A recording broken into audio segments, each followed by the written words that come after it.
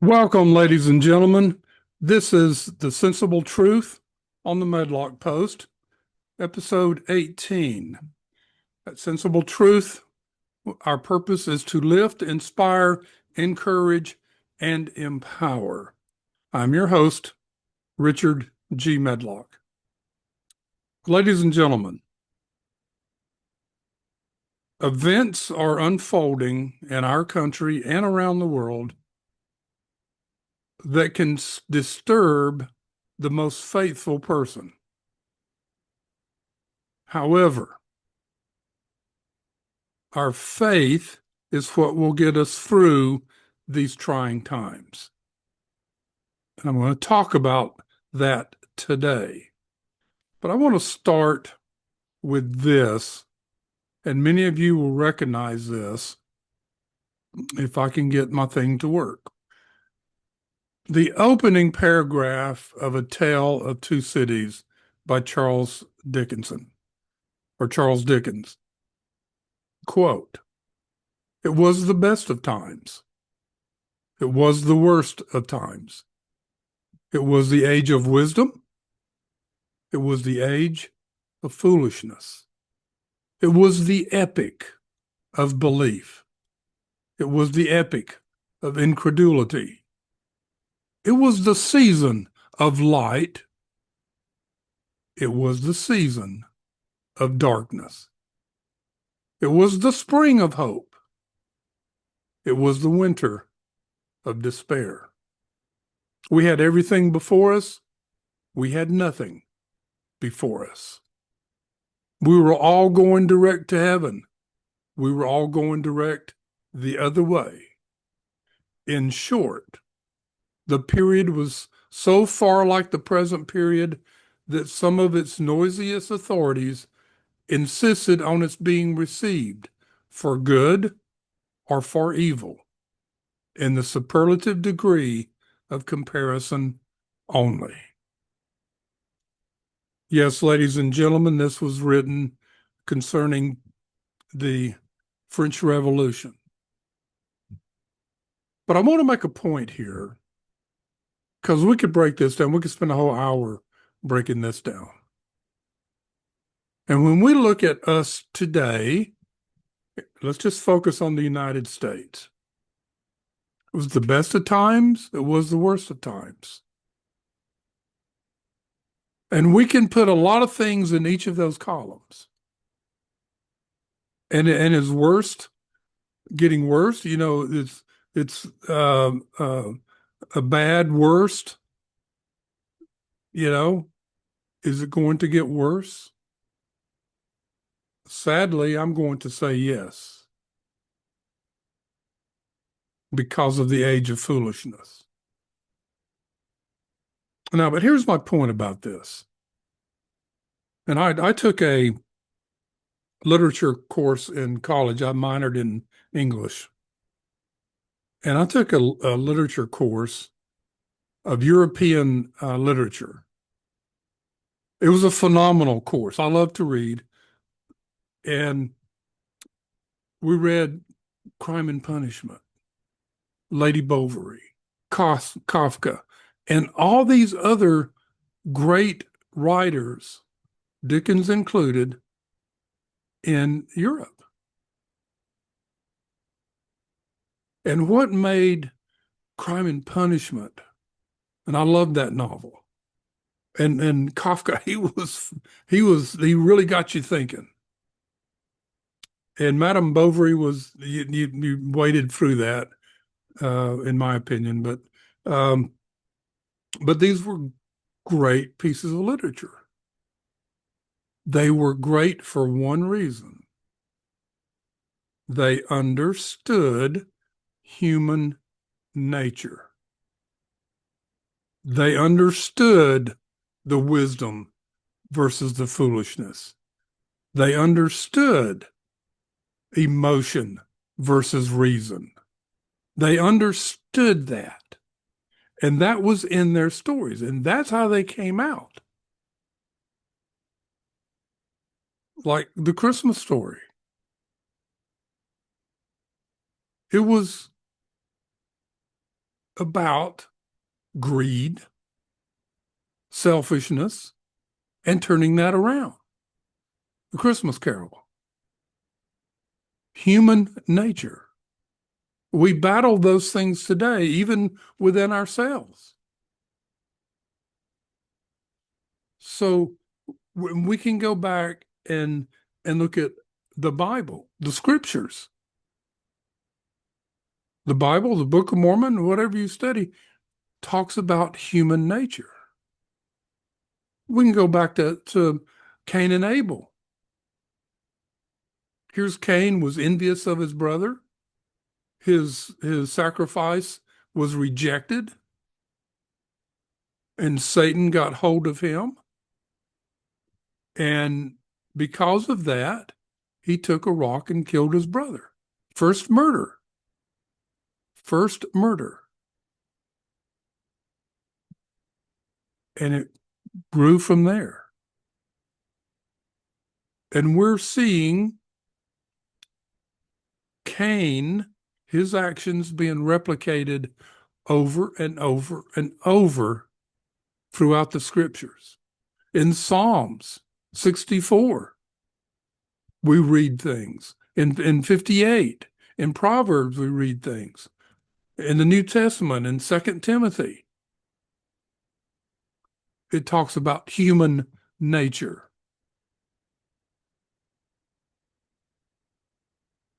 So this is what we're dealing with here. And I'll get to some wrap-ups here. But we want to understand this not only for our own benefit, to help us as individuals, but to understand what is happening out there. And people have asked me, Richard, when is this going to end? Well, there's only one answer.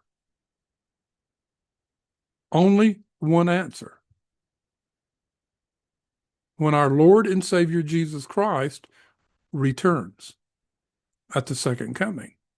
That's when evil will end. Satan, the devil, is unleashed until then. And then he will be banished. We have our agency. God gave us agency to make decisions on our own. But in many ways, people give away that agency. Our Creator wants us to use it to make our own decisions, not to be sheep. I know I'll get some flack on calling people sheep. So I want to show you this quote by Cleon Skousen. And this is about the Constitution. And this is from his book, 5,000 Year Leap, about the Constitution and the Founding Fathers. And he says, quote, anyone who says the American Constitution is obsolete just because social and economic conditions have changed does not understand the real genius of the Constitution. It was designed to control something which has not changed and will not change, namely human nature. Go back and read Confucius and Mencius and Socrates and Aristotle and even Plato and many, many others. They talk about human nature. This is their works. This is what it's about. To be able to control yourself, either to do good or lose control of yourself and do evil. It is a choice, ladies and gentlemen, to do good or to do evil. Now, let me show you this other quote. This is from The Laws of Human Nature by Robert Greene. Now, it's a fascinating read, and you go through it just like these other philosophers, but I'm not calling him a philosopher, I'm a psychologist or something. But this is the one I wanted to give to you. Quote, the truth, however, is very different from this.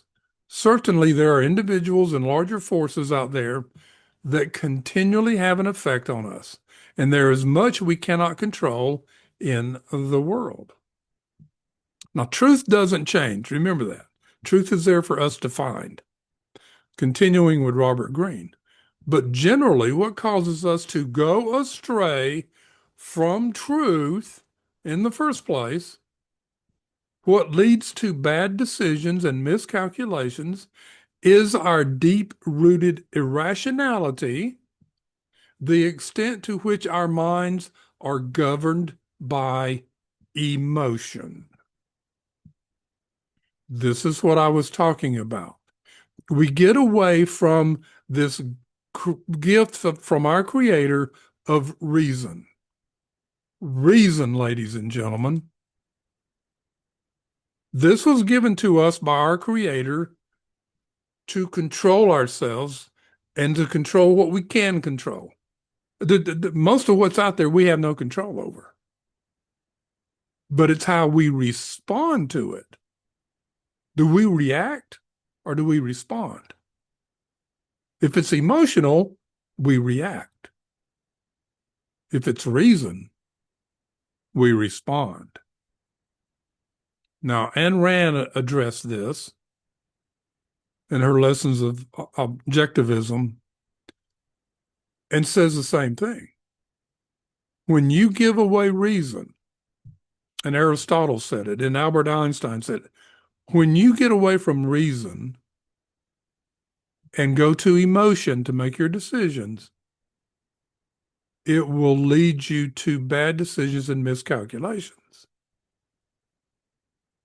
And this is what we're seeing because people have been given wrong information, basically lied to, concerning people, governments, and other things that they're sheep. They're just caught up in this. Oh, we've got to do something about this. We've got to completely eliminate these people. That's where we're headed. And we're there to a certain extent. This is where our faith, ladies and gentlemen, comes to us. Now, let me show you this quote.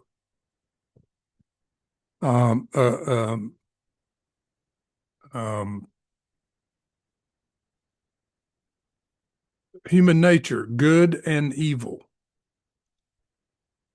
It's an interesting question. Good and evil. Good or evil?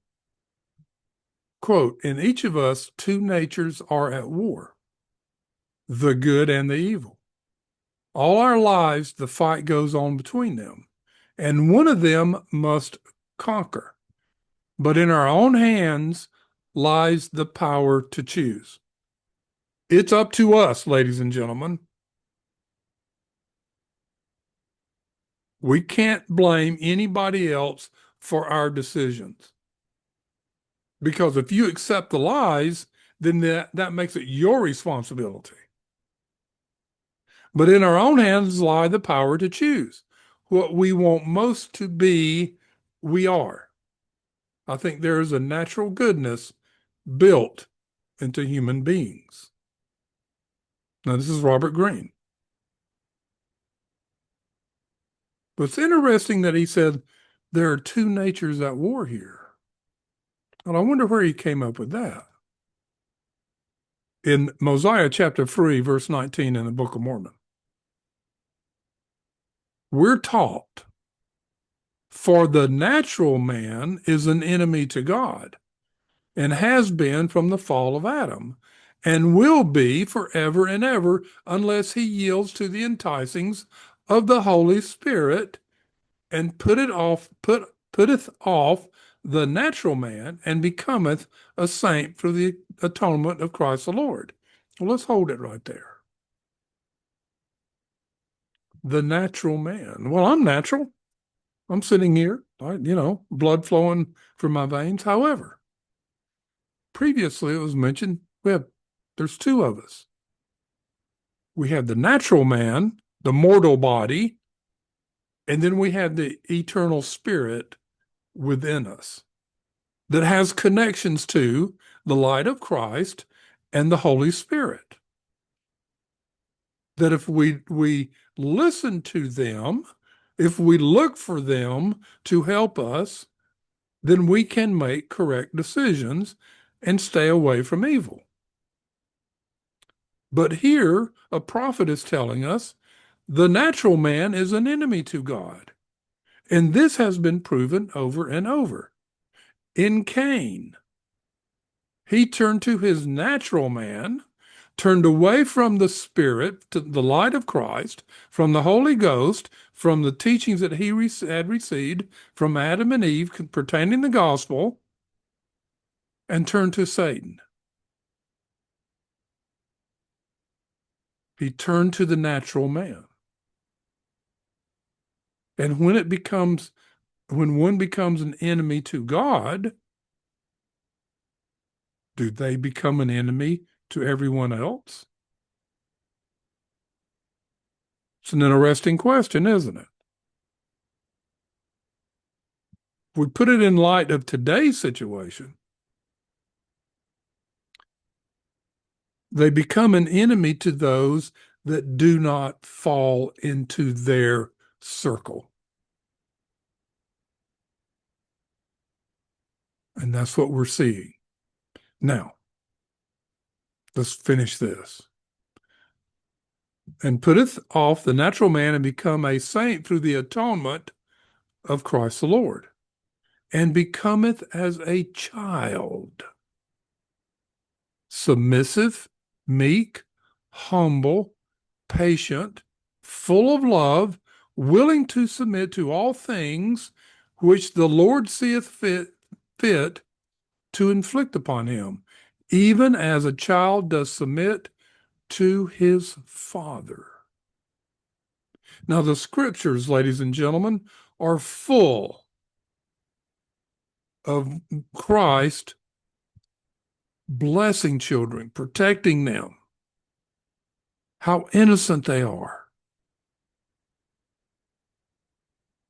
and how humble and meek and loving and teachable they are. And he's saying the natural man needs to become as a child and align our will with that of the Lord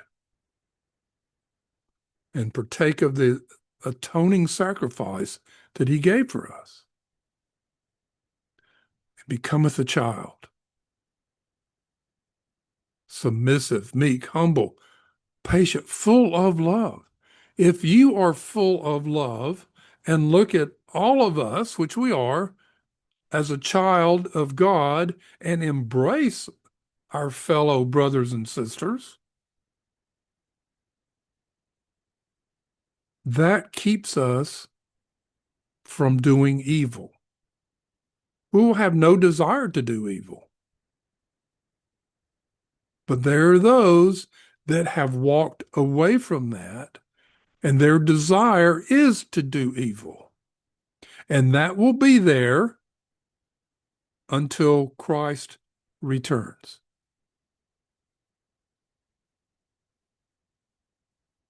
The laws of nature, the laws of God, are there to benefit us, to benefit our human nature,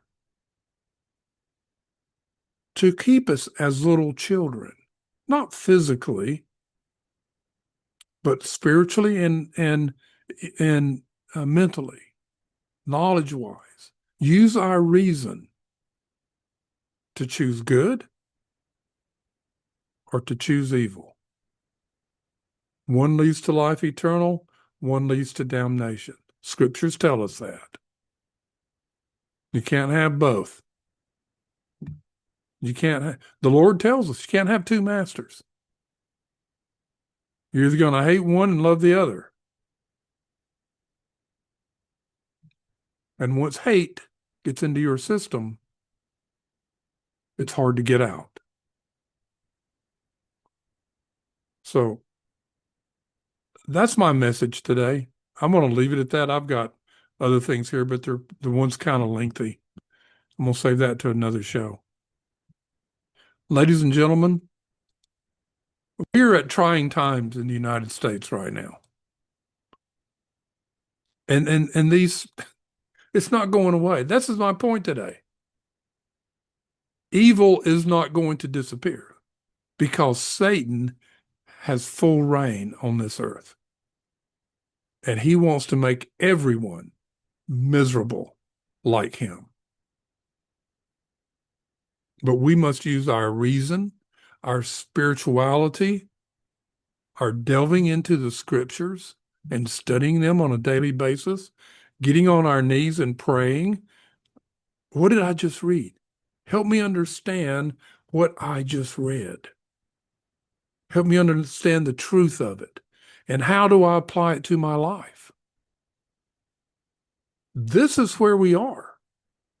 This is what we need to be doing. And this movement is happening. When 2 weeks ago, when they assassinated Charlie Kirk, I'm amazed at the wave that is happening across this country. People turning their hearts to God. I saw a little bit of TV the other day, and they were interviewing some people at was it Virginia Tech?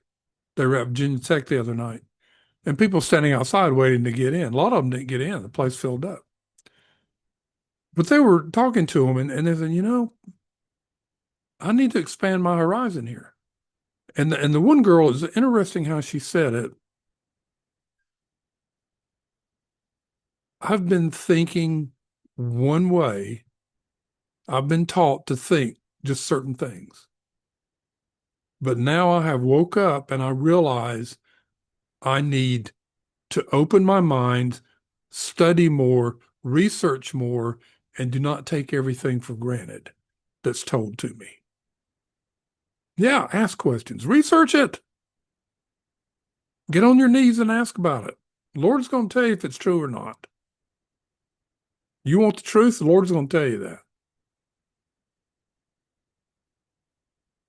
So this awakening has happened. This reasoning within human nature is starting to come out. It's starting to move the emotion out of themselves and to seek a higher place, a higher learning, and look to the Lord and turn their hearts to the Lord, which this nation needs, really needs.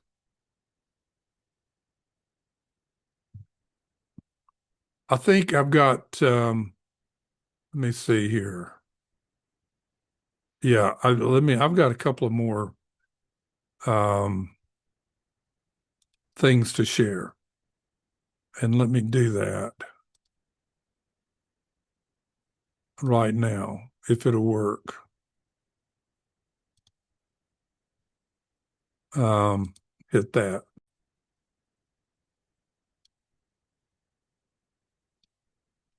Okay, Ezra Taft Benson, Secretary of Agriculture under Eisenhower for 8 years, and a religious leader, led the Mormon Church, the Latter-day Saint Church. And he said this. He wrote several books on the Constitution and government and so forth. He was well read. He says, quote, I have faith that the Constitution will be saved, but it will not be saved in Washington, D.C. Then he goes on and says, it will be saved by the citizens of this nation who love and cherish freedom. And that's the movement I'm talking about. They want freedom of speech.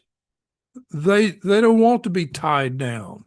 They want to go to school and be educated, not indoctrinated. This is the movement.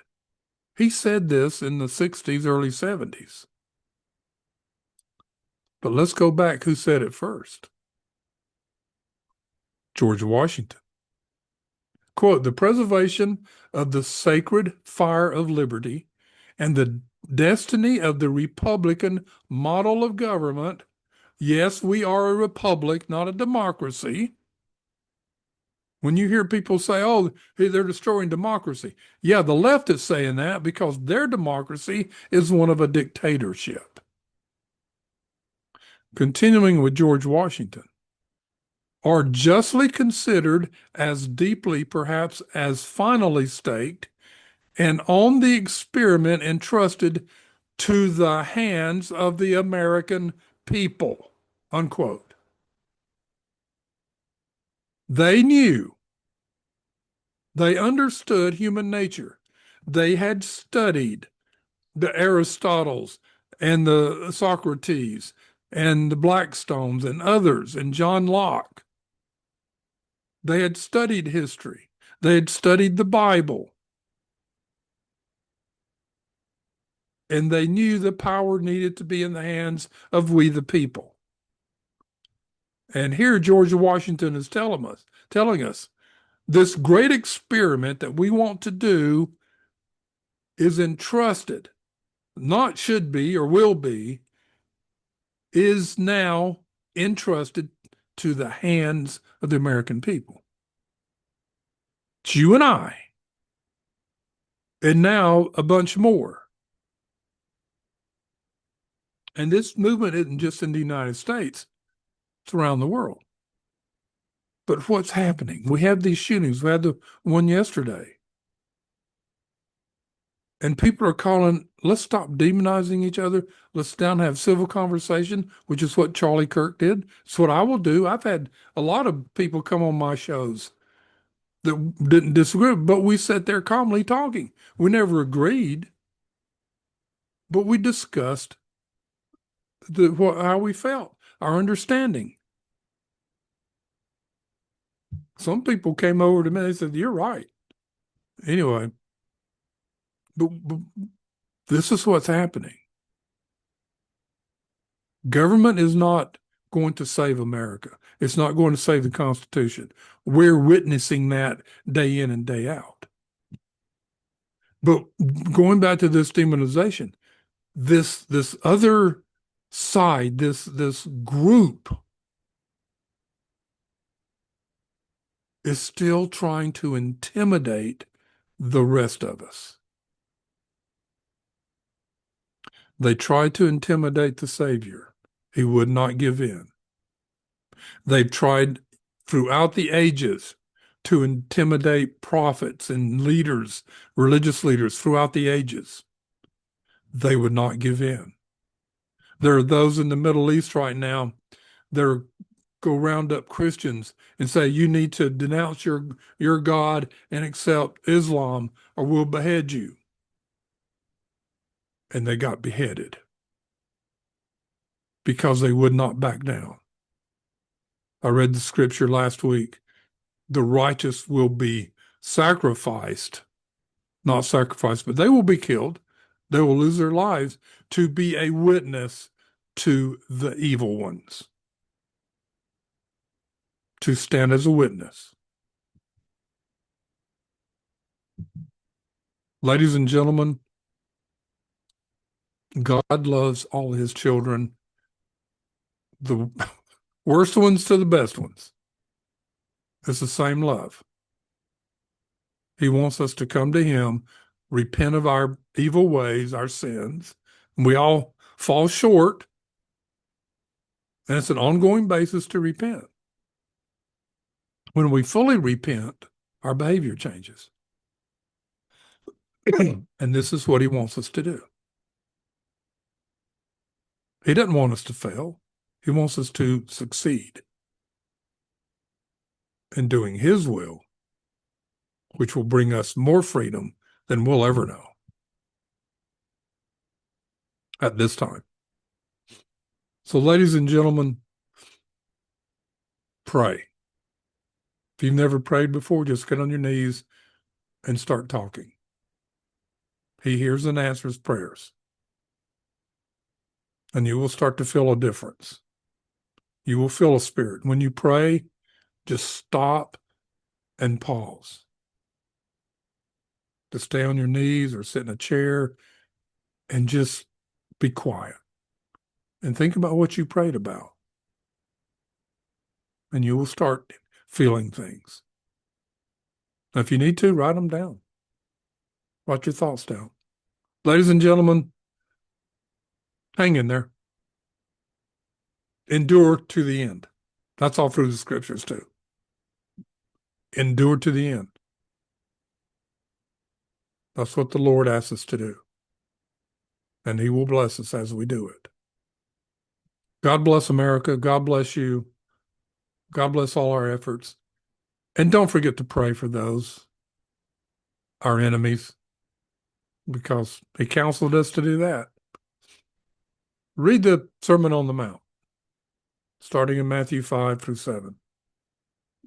Read the Sermon on the Mount. It'll help you. And it'll bring a calm to you. All right, ladies and gentlemen, that's our message today. And we will see you in the future with more messages helping you put things into perspective. Good day.